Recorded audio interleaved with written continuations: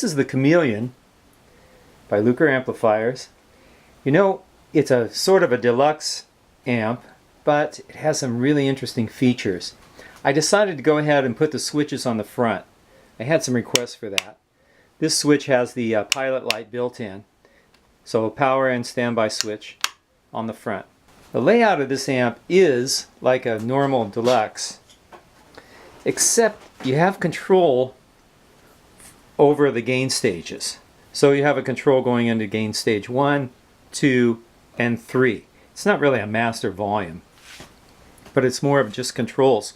So you can get a clean sound, you know, something like this, a real nice spanky clean sound, or you can dirty it up all the way from a small amount of distortion all the way to just full out overdrive.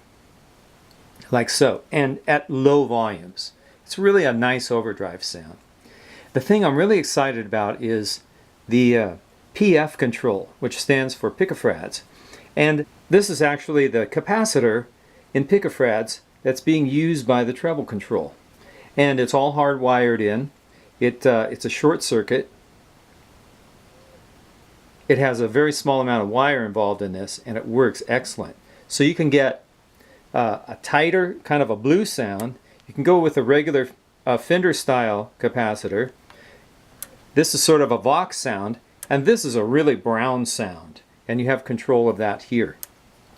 The mid-range on these new Chameleon amplifiers has a very, very wide dynamic range, and so you can go fully scooped, or you can have a normal amount of mid, like from here to say here, and as you go up with it, it totally boosts the mid-range until you can get that real quacky sound.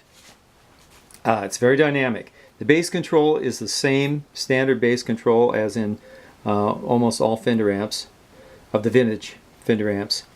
And we have tube-driven reverb, which actually has a 12AU7 in front for better tone control.